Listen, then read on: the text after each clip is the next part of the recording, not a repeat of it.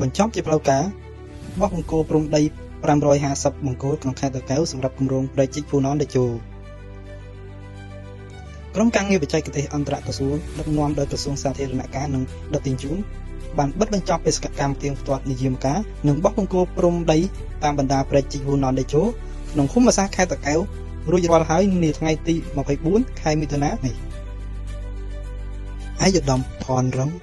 អ្នកនាំពាក្យក្រសួងសាធារណការនិងដឹកជញ្ជូនក្រុមការងារអន្តរក្រសួងបានឲ្យដឹងថាក្រុមការងារអន្តរក្រសួងអាជ្ញាធរដែនដីនិងមានការចូលរួមពីប្រជាពលរដ្ឋប្រកបដោយទឹកមុខញញឹមបានចុះពិនិត្យផ្ទៀងផ្ទាត់និយាមការនិងបោះបង្គោលព្រំដីតាមបណ្ដោយប្រជិកភូណនតេជោក្នុងភូមិសាស្ត្រខេត្តតាកែវកាលពីថ្ងៃទី3ខែមិថុនាឆ្នាំ2025ដោយចំនួនបង្គោលសរុបត្រូវបោះ550បង្គោល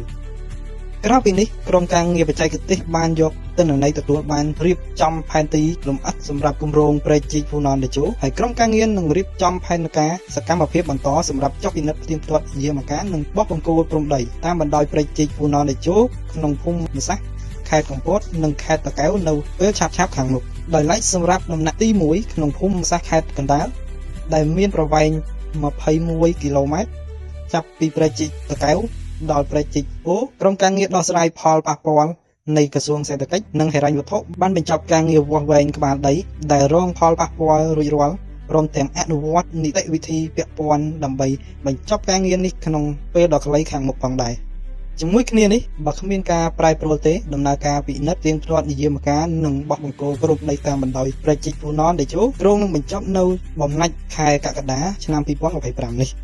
សូមជម្រាបថាគម្រោងប្រជិកភូណនតេជោ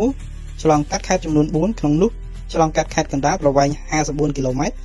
ខេត្តតាកែវប្រវែង60គីឡូម៉ែត្រខេត្តកំពតប្រវែង43គីឡូម៉ែត្រនិងខេត្តកែបប្រវែង17.5គីឡូម៉ែត្រសូមអរគុណសម្រាប់ការទស្សនាសូមជម្រាបលា